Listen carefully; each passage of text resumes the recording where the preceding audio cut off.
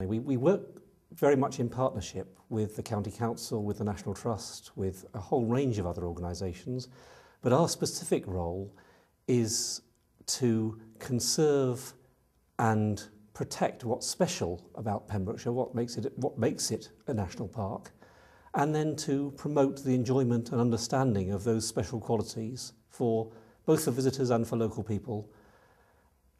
So we have two duties basically, one of which is conservation, looking after the place, the other is enjoyment and understanding.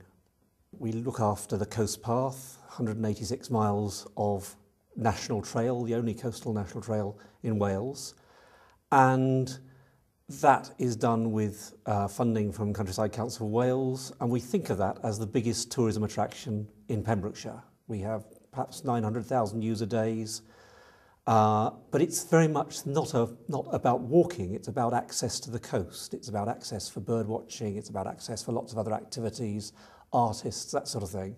We look after another 500 miles of inland paths within the national park. We manage about 40 car parks and another 30 or 40 sites, which might be conservation sites, dune beachheads, that sort of area. We also provide information about the national park. We produce a newspaper called Coast to Coast, which is, I think it's fair to say, it's the sort of leading visitor information source in paper form. We run 3 national park information centres, and then jointly the County Council run another series of tourist information centres. So those are run quite closely together. We do joint training and things like that.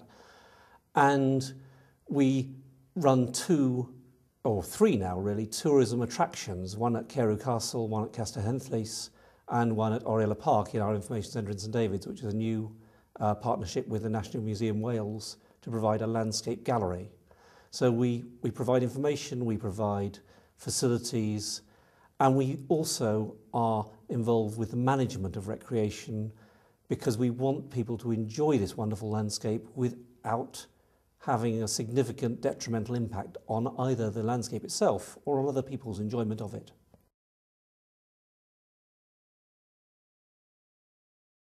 Yes, I think perhaps if we go back to the sort of origins of national parks, we appointed national park wardens, and their job was a slightly policing role. And we've moved right away from that, I think, over the decades, because if you've got 200 miles of coastline with thousands of people recreating in different ways, first of all, they don't want to be policed, and secondly, it's almost impossible to do so.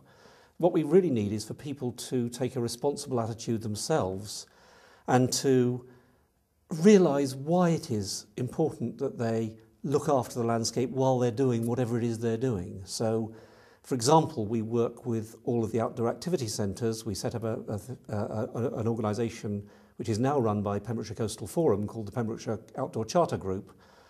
And that brings together all the activity centres in Pembrokeshire, which has been a growing sector of the market, provides a forum in which we can give them information, but they can also give us information because they get into places we never get near.